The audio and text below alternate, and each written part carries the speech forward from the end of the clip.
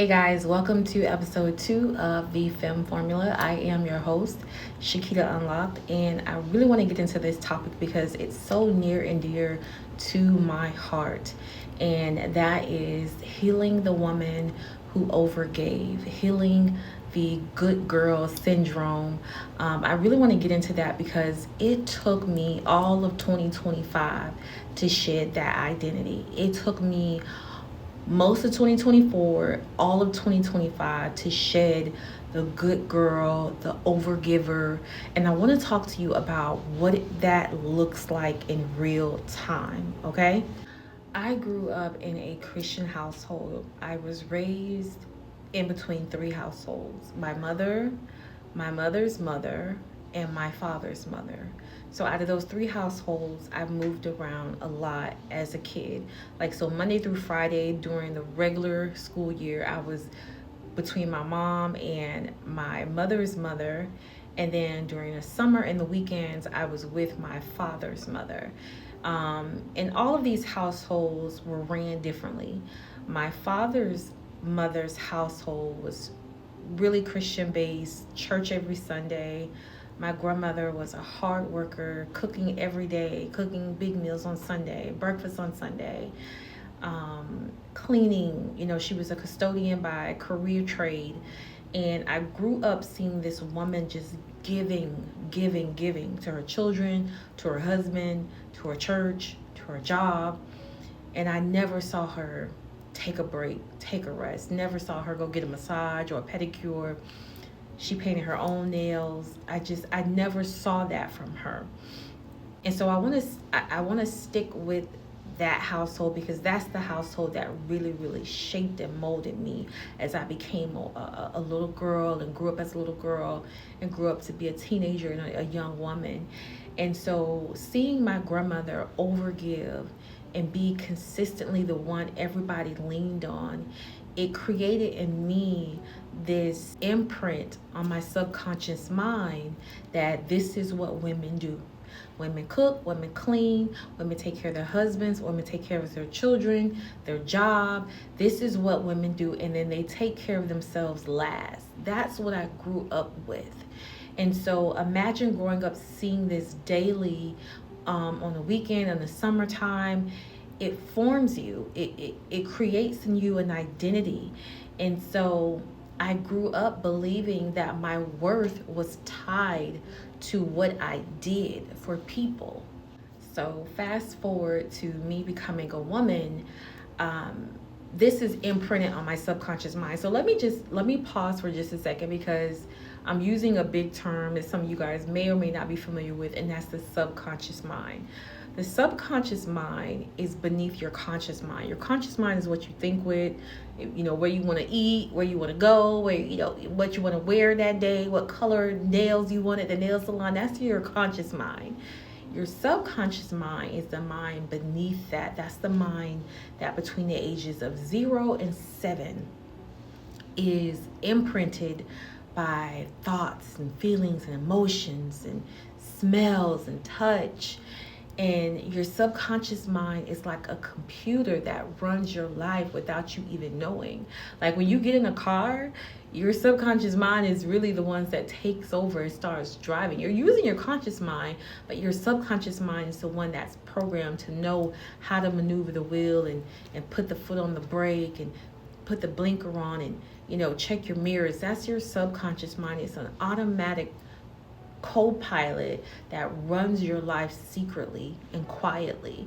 So growing up seeing my grandmother being such a servant in her household, it imprinted in me that I needed to be a servant in order to be powerful, to be loved, to be needed, to be accepted. And I took on those traits from my grandmother, and I joined churches that had me doing this and that and serving here and serving there. And when I would go to family functions, I would be the one who would get up and be serving and fixing food and doing this. And let's not even get into how I was when I was with a man. Like, I mean, oh my God, that's another video. But even in relationships, I was such a slave. I was the giver, the one who took care of the bills, the one who would, initiate things that I had no business initiating. And all of that was unconsciously imprinted on me as a child from watching the people I loved maneuver through their life. So, through much therapy, when I got to the root of all of this, I said, okay, we got to shed this identity. We got to get rid of this identity. And I'm going to tell you why. Getting rid of the good girl identity was so vital to me, so important to me, because in my mind, when you hear good girl, you're like, okay, you're a good girl. You do what you're supposed to do. That automatically equates to more opportunities, more love, more friends, marriage, a good man, because you're the one who cooks and cleans and hush and shut up and do what you're told. And so you would think that being a good girl is an automatic ticket to being taken care of and loved properly, but it's not. Being a good girl attracts something that every woman fears, and that's a narcissist. When you are a good girl, you let people trauma dump on you, you let people manipulate you. You're very green, you're very naive, you're very believing. You have no sense of backbone, and people run over you. And because you're a good girl and you don't see nothing wrong with this, you've been conditioned to believe that you are a servant at heart. You let people literally run over you. And that does something to your self-esteem. It does something to how you treat yourself, how you show up in life, how you show up in the world. And it took so long for me to get to the root of what that was and what it was doing to me. And baby, when I got to the root of it, honey, it was such a breath of fresh air, because I'm like, okay, this is why this is happening. This is why I attract this type of man. This is why I attract these type of friends. These hoes don't even really deserve to be in my presence, but because I'm a good girl and I feel the need to be this, go above and beyond, this is why these type of people are coming into my life. So a lot of you are like, okay, how do I get rid of the good girl? How do I get rid of the good girl? How do I get rid of the good girl? Okay, here's how you get rid of the good girl. You have to embrace your dark side. And I know that sounds crazy, but you have to embrace your shadow. You have to embrace the portion of you, the part of you that you have buried, the part of you that you are ashamed of, the part of you that when you wanted to say no, you said yes instead. You have to go and get that version of you and dig her from out of the rubble. And what do I mean by that? Well, when you allow people to consistently treat you a certain kind of way and not honor you, every single time you're burying the divine you, the real you, the feminine you. You're putting a layer of cement on top of her every single time, because your higher self, your soul, your divine self knows better. But if you've been conditioned to be a servant, you stuff that part of you down. So you have to get the balls, the courage to say, no, I am going to rescue myself. I'm going to say no. I'm going to walk away. I'm going to put up boundaries. That is the key word I want you to remember in this video, and that is boundaries. When you put up boundaries against people who have manipulated you, who have been narcissistic to you, you literally pluck this thing out of the root.